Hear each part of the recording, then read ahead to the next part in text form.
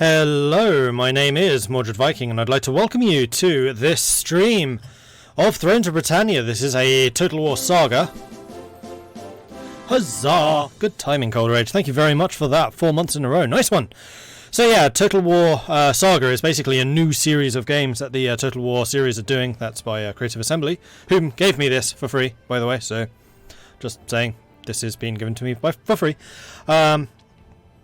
It's basically where they take a smaller slice of history, usually around a particular event or around a particular era or time, I guess, and focus entirely on that. So this is focusing on Britannia, obviously. It's the Viking invasion of Britain. So this is when the Vikings, or rather the sons of Ragnar Lothbrok, are coming over from Denmark, invading East Anglia, that kind of area.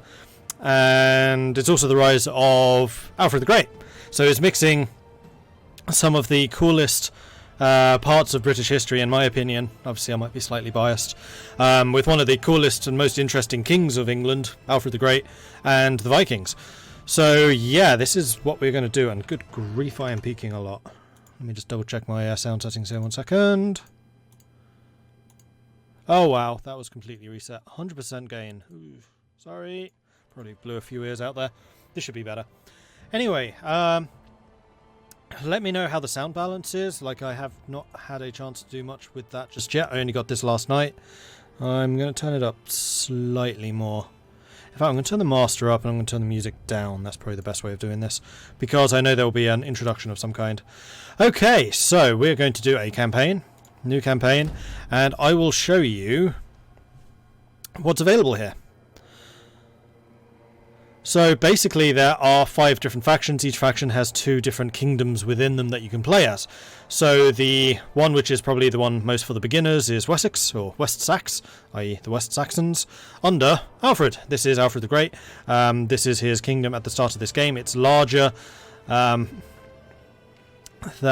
many of the others. It's actually in a pretty strong position. This is definitely after like the really tumultuous beginning of his rise to power. And yeah, it should be quite interesting.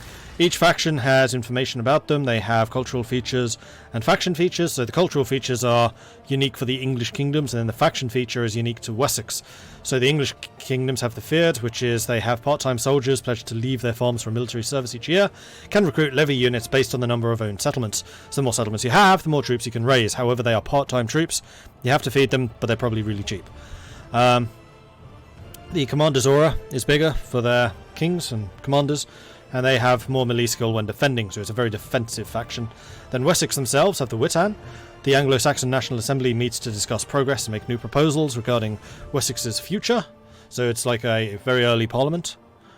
Well, not really parliament, it's like a council. Oh no, National Assembly, it is a parliament. Then they get 5 experience for generals per turn. Oh, so Wessex generals are going to be really strong. Interesting. Then they have strong armoured sword and spear infantry, impressive late-game cavalry, so this is probably the emergence of early knights, I would assume. This is still like 878 AD, so this is very much Dark Ages, it's even early Dark Ages. This is really like part of the rise of the Vikings to their power, and we'll talk about those two momentarily. Then the other option is Mercia, which are the blue guys. Over here, initial challenge is normal. They also have the Feared, they also have the Commander's Aura. That's, like I said, for the whole of England. Will this be uploaded to YouTube? Probably yes. Then Mercia have the Hordes. Mercian subjects expect the kingdom's wealth to be distributed between the nobles, the army, and the people. So I think you can basically spend resources and money to gain loyalty. I don't know. I haven't actually played this. This is just an educated guess until we know for sure. They have additional morale when the general is alive, so it's really bad for them if he dies. And they, like Wessex, have strong armoured swords and spear infantry and impressive late-game cavalry. Alright, Wales, who are not really the Welsh. It's actually quite funny. You'll see why in a minute. So, Gwynedd over here in actual Wales, and this is something I really like. It's all about the legacy of King Arthur, another of the great English kings. So, heroism. Wales is a land of heroes. Earn heroism by winning battles, owning Welsh land, and ranking up generals to gain bonuses. They also gain +5 supplies in own or allied territory. for all of their armies, and also morale in their own region. So again, they are a very defensive faction. Gwynedd themselves have generals, followers, increased bonuses from followers, and legendary battle sites. Stand in the shoes of heroes long dead and share in their glory. Undertake missions to occupy the settlements or become allied with your Welsh neighbours. So this is like trying to live up to their past. And then they have very strong spearmen, very good missile infantry, quite possibly relating to Welsh longbowmen. Probably Welsh longbowmen, and then exceptional archers. So yeah, good missile infantry and exceptional archers. Wow, they're really doubling down on that. Then we have Strathclyde, and you'll see what I meant by these guys, Welsh kingdoms. This is not Wales. Well. This is definitely not Wales. So this is basically Strathclyde. They also have heroism, supplies and war and morale. Then map control. A connected kingdom is stronger by definition. Own settlements next to each other to earn bonuses. So as long as they have a continuously amalgamated nation, centralized, no, not really centralized, just contiguous, that's the word. As long as they have a contiguous kingdom, then they are pretty strong. They can capture major settlements for the chance to trigger missions. They have very strong cavalry, good missile infantry and exceptional archers. So that's basically the lowlanders in Scotland. I think that's, yeah, Highlands will be up here. Then we have the Gaelic kingdoms, for the glory of the Gaels, which is Cirsain. That's basically Edinburgh and Lothian, I think. If my joke, no, that's Lothian. It's eastern Scotland. They have legitimacy, silence those who question your divine right to rule, own cultural land and defend allies to gain unique bonuses. Then they also have +2 loyalty, so their people are less likely to revolt against them.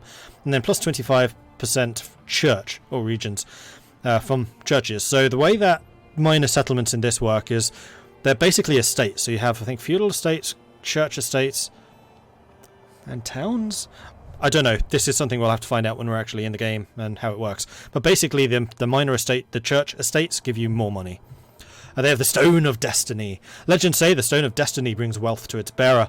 Undertake a mission to find it. You have access to unique souterrain buildings, which gives immunity to snow attrition. They have good all-round infantry with some good spearmen, very strong missile units, and powerful unique crossbows. Ooh. Then the other Gaelic kingdom is Mead over here what we do best. in Ireland. So again, this is another like very divided faction. Well, not divided. Yeah, not even a kingdom. Culture, divided culture. There you go.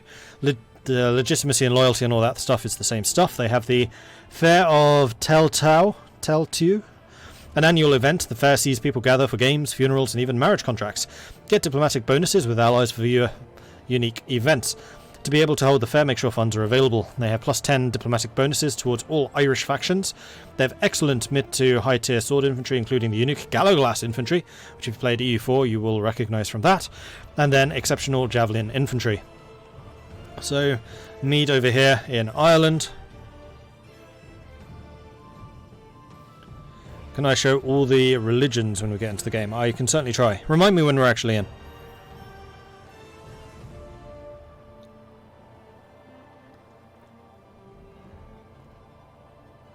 And then we have got the Great Viking Army in East Engle, East Anglia, which ironically was actually named after the East Angles, i.e. the Anglo Saxons.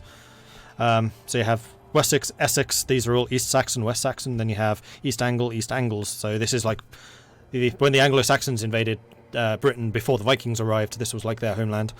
So the Great Viking Army, these are the sons of Ragnar Lothbrok. They have an income of plus 150% when raiding and sacking, so burning stuff down is really good for the Vikings. Strange that. The Viking experiences a boost to morale when fighting against his hated Anglo-Saxon enemies. Here King. The King of the Danes here in Britannia must play a delicate game to stay at the top. Find the balance between appeasing the English and your army. So you are a foreign invader, and you have to be very aware of that fact while you are invading England. Although this is the period when the Vikings started to actually settle in England rather than just raiding it all the time. So yes, they have raiding bonuses, but they also need to kind of consider that they are trying to build a future here. Guthrum's will. The king of the Danelaw rewards those who raid and conquer in his name. Get missions to fight and unique rewards for your aggression. So it's kind of like Norse and Total War Warhammer, I guess. +5 melee skill for all units when in enemy territory, so you want to be aggressive, you want to be fighting battles in other territories, unlike the Welsh, where it's better off when you're fighting in your own territory. They have very strong axe infantry, good balance of other infantry, you have access to berserkers and the powerful Anglian champions. And then the other one are Northumbria. We pledge our service. Which, like the other Great Viking Army, has bonuses, so you basically have the 2 Viking militaries, the one in East Anglia and then the one in Northumbria. Ragnar's legacy. The Viking warlord Ragnar was killed by the Anglo Saxons. Revenge for his death! Or seek revenge. So I guess you get bonuses for killing Anglo Saxons. You have plus 10% charge for all of your units. Very strong axes, access to berserkers, good all-round infantry, including powerful Northumbrian spearmen. And then finally, the Viking Sea Kings, and these are the ones I was looking at. You have Dyflin, which is also known as Dublin. Our foes shall fall. So you're right next door to Mead, which is going to be an interesting start, although you are classified as normal. You have the Expedition ability. The world is yours for the taking. Send your ships to conquer new lands. Not entirely sure what that means, but I'm intrigued. Then you have tribute. Other kingdoms pay tribute as a sign of their submission. Get tribute from other factions to gain bonuses. So it's not just about conquering stuff. It's about getting money from other people as well, and you're immune to seasicknesses and high seas attrition, so you can travel the seas without any real problems. And then the faction features for Dyflin: slave trade. For some, the keeping of slaves is an integral part of their culture. Gain slaves by winning battles and raiding, sacking or occupying settlements. Sell them each turn and improve income by building thrall traders. So it's kind of like the slave mechanic is the Dark Elves, which I've never actually played as, but I'm sure it's something similar to that. Do they have the... Yeah, they have the Isle of Man as well, so that's probably going to be very difficult to invade. They also have cheaper construction costs in all of their in all regions. They can probably build up a pretty impressive economy. Very strong axe infantry, have access to berserkers, good general unit diversity and strong javelins. And then finally, we have Sudreyar. Enemy blood will flow. Which also have the expedition tribute and immune to seasickness and high sea attrition.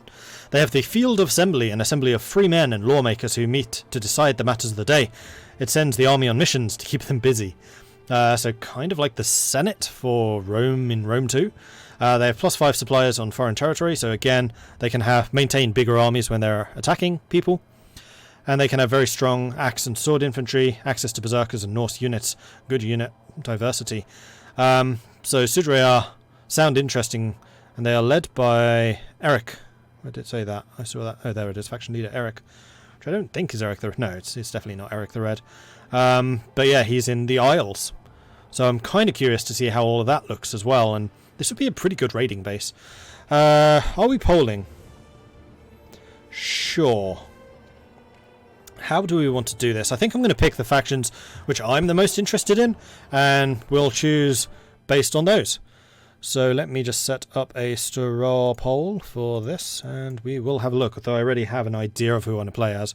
But we'll see if you guys choose the same. Straw poll. So obviously, to play as, I'm going to use English spelling just because these are the ones I can remember. So we're going to go Mercia. No, not Mercia, sorry. Wessex. We're going to go... we will serve you well. I kind of like Gwynedd because of their Arthurian links. So Gwynedd. We can go Gaelic Kingdoms. Less interested in those. Great Viking Army, probably East Anglia. And then the Sea Kings, so Dublin, or Sud... I can never remember how you spell this. You can probably hear me alt-tabbing as the music kicks in and out. Rayar. Sud-Ray-Yar. Okay, so these are the options. There are 5 options. Let me know which you prefer. 1, 2, 3. There we go. So let me know what you think. I'm not saying the poll is fixed. I'm saying that I'll be very disappointed. So there we go. And while you guys are voting, this is going to give me a chance to actually catch up on the chat because it has been going rather quickly. So hello everyone, first of all. Hello, hello, hello. Why are they not in Wales? Oh, you mean Strathclyde? I don't know. I guess it's because it's not so much Welsh as Celtic. Because there were Celtic peoples up in Scotland, just as there were Gaelic people up in Scotland. Religions. You live in Mercia in real life. Mercia also involves Liverpool. I'll be damned if I'm rooting for Scousers. Well, it also, does it? Actually, hang on. Who's that? Mercia. We await your command. No, it doesn't include Lancaster. All about Kingdom of Gwynedd. Normans better than everyone else. That's still another 200 years away. And no, I disagree. Although, Norse are technically French Vikings. So, if there is a Frenchman, best be a Norman. Although I've been to Normandy, did not like it. The people there I found really rude and really inhospitable.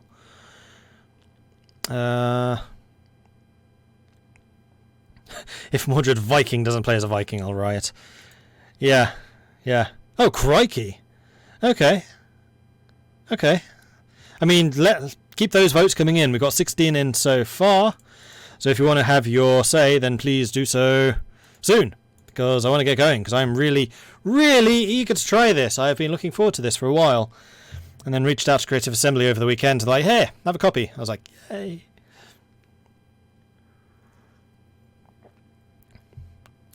They need to add formidable nations. Picts in Scotland would be great. How do you know there aren't? There might be. Is this the age of Alfred the Great? This is indeed. Wessex is ruled by Alfred. So if we just go over to the English kingdoms, Wessex, Alfred. That's why this period of history was so interesting. One of the coolest English kings and one of only two to be known as the Great versus the Vikings. I mean, come on! What's not to like? And some historians believe that this is like the roots of the English kingdom. Like England, English as a whole, was because of Alfred. Although England at the time was split between Danelaw and England, so it wasn't a fully unified state, but it was like the predecessor to the unified England.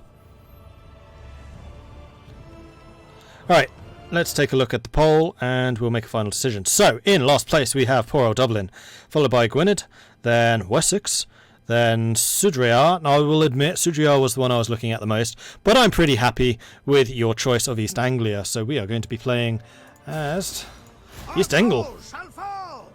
Initial challenge hard. Oh great. Well, I'm going to go on hard difficulty because Leroy Jenkins. Also, I've played a lot of Total War. So we have income from raiding and sacking, so we probably want to be doing that where possible, but we also don't want to piss off too many people. Also, we are already adjacent to Wessex, which I am sure is going to cause absolutely no problems. Alright, let's do this. Oh, I didn't read the intro text. I was going to do that for the faction I was playing as. Hopefully that can be accessed from in the game. My bad.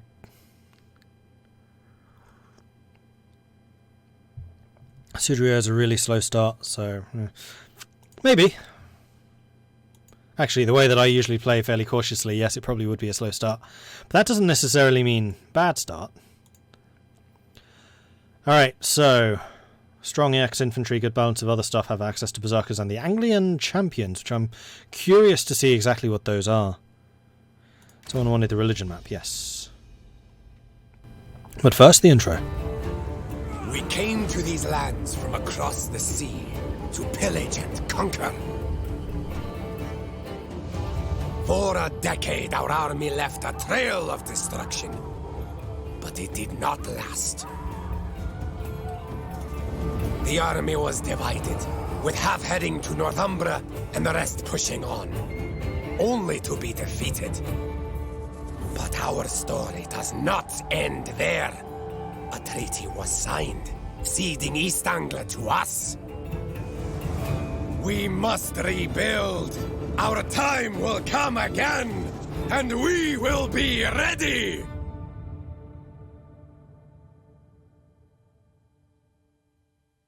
We will be ready. Your peace treaty with the Saxons was a matter of expedience. It does not bind you forever. You came here as warriors, and warriors you remain.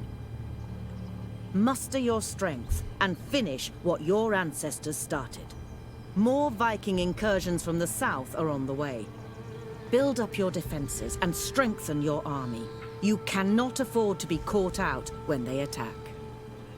You have one army in place already, awaiting your order to attack the rebels in the east. Eradicate the rebel army, and you will be set to start your campaign in earnest.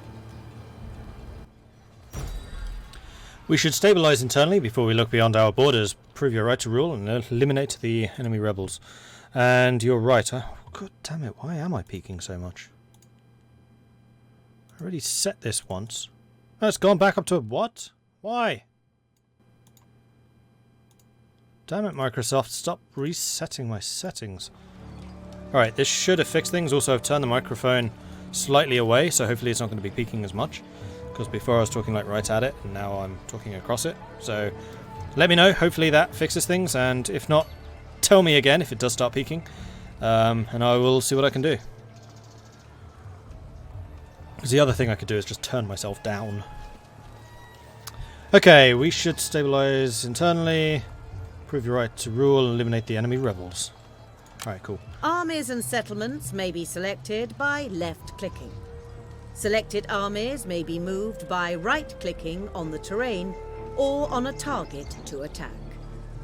Your first priority should be when battle is upon you. 3 options are available.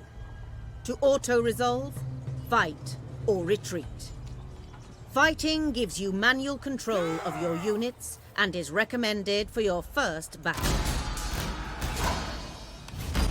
I'm not so sure that I'm going to need the tutorial. Well, some of it I will. Like, there are some new things like food. You actually need to be able to feed your armies. Is going to be a thing. But just like base controls, like how to fight, probably not. I'm really annoyed about that microphone peaking thing because I've already fixed it once. Like, the people that were here at the very start of the stream will attest to the fact that I went into the settings and tweaked it once already, down to 76, but it somehow got reset. Very annoying. Wake early if you want another man's life or land. No lamb for the lazy wolf. No battles won in bed. Okay, so we have got 2 units of archers, 1 unit of axemen, 1 unit of swordsmen, 1 unit of spearmen, plus the general. They have got 2 spearmen, 1 archer, and a scout cavalry. So they actually have horsemen, we don't. As the attacking force, you may choose to wait for more favourable weather conditions before commencing the attack. Will not be able to use flaming arrows, and buildings are hard to set on fire. Oh, yeah! So this game is built on the Attila engine, which I still maintain is one of the strongest historical Total War games. A lot of people disagree with me, but that's fine. And one of the things that they introduced in that is the ability to destroy and damage buildings in the siege map, which would then carry over to the campaign map. In this, one way that you can raid stuff is burn down buildings on the map, and you will actually earn money and resources from burning those buildings down on the battle map. I'm really interested to see how that works exactly. Mordred as of Norwegian, I'll be judging on how Viking you play. Well, the Vikings here in Danelaw were Danish, so we're Danish Vikings? Don't know if that matters to you. Alright, we are going to go ahead and deploy, because I would like their Your troops archers to must be worse. deployed before battle. So Left-click on archers. units to select them, and right-click on the terrain to instantly move selected units. Okay, so assuming this works the same way as Total War Warhammer, fighting their horsemen in the forest would be a good move. So I think we're going to go and deploy our archers here at the back. We're going to grab the spearmen and have them in the centre. So we kind of want this to look like the flank. Spearmen! So we're going to put the archers kind of like so. Like the spearmen. So, where are their horsemen? Oh, the banners don't show the unit type. Oh, that's one thing from Warhammer I really liked. They're actually on the right hand side. So maybe we want to have the spearmen over here. Yeah, we're going to do that. So we're going to put the archers in the centre. We're going to have the spearmen hiding in the woods. Fairly deep formation. And we'll have the swordsmen in the centre, because they look like they're going to be the most tanky. Then our flank are going to be the axemen, because axes, I know from Attila, tend to do pretty well against armoured troops. So if we can hunt down the general with the axemen, that would work pretty well. Then I'll have my general holding kind of the centre between the 2 prongs. Cavalry isn't strong in this game.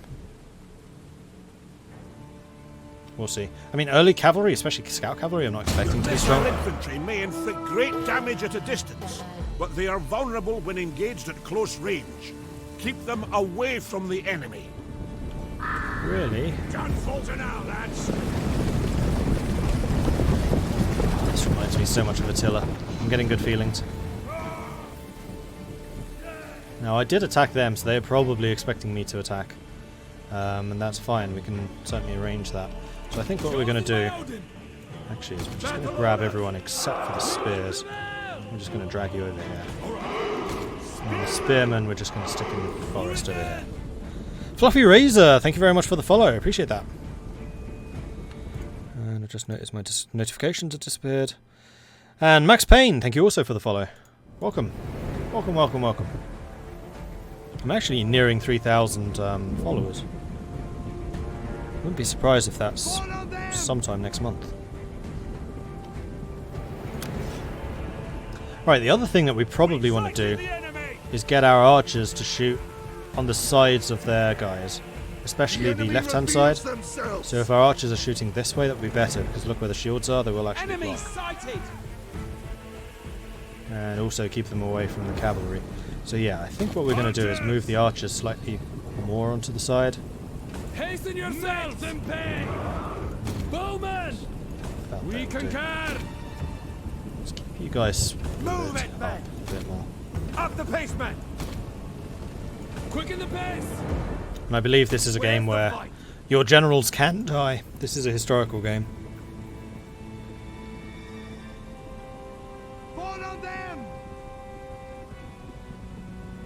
Well, it looks like we're going to have the high ground if I continue to shuffle around.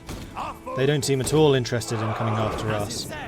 So I think we are going to prepare to go after them instead.